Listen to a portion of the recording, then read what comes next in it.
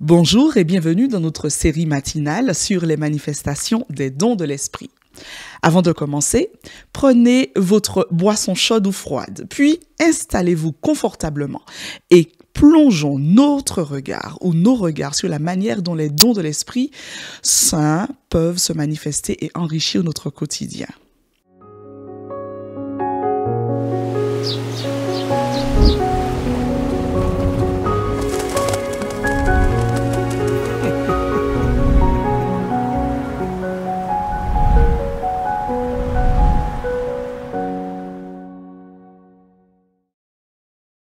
Dans ma jeunesse, j'étais persuadée que seuls les pasteurs, les anciens, les diacres, membres de l'équipe de liturgie et éventuellement les responsables JA avaient reçu des dons de Dieu et les utilisaient pour bénir la communauté.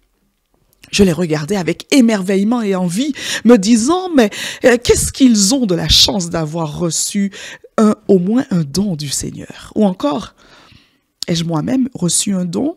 Si oui, lequel ?» Je ne sais ni chanter, ni parler en public, ni même impacter qui que ce soit par ma présence. Alors comment puis-je édifier l'Église? Je suis sûre de ne pas avoir été la seule à être dans ce cas précis. Beaucoup de personnes ne savent même pas s'ils ont reçu un don. Un jour, j'ai pris le temps d'étudier ce passage et tout semblait plus clair. Voyons ensemble ce que nous dit Paul dans sa première épître aux Corinthiens, chapitre 12, verset 7. « Or, à chacun la manifestation de l'Esprit est donnée pour l'utilité commune. » Paul écrit aux croyants de l'Église de Corinthe pour les instruire sur les dons spirituels. Il veut leur faire comprendre que chaque don est important et doit être utilisé pour le bien de la communauté, mais pas seulement. Analysons avec moi le passage. Paul commence par cette formule. Or, à chacun la manifestation de l'Esprit. Or, à chacun. Cela signifie que chaque croyant, sans exception, reçoit un don de l'Esprit Saint selon son énumération au verset précédent. Nous allons le voir par la suite. Paul poursuit sa déclaration en utilisant l'expression « la manifestation de l'Esprit ». Les dons spirituels sont des manifestations visibles de l'Esprit Saint à travers les croyants.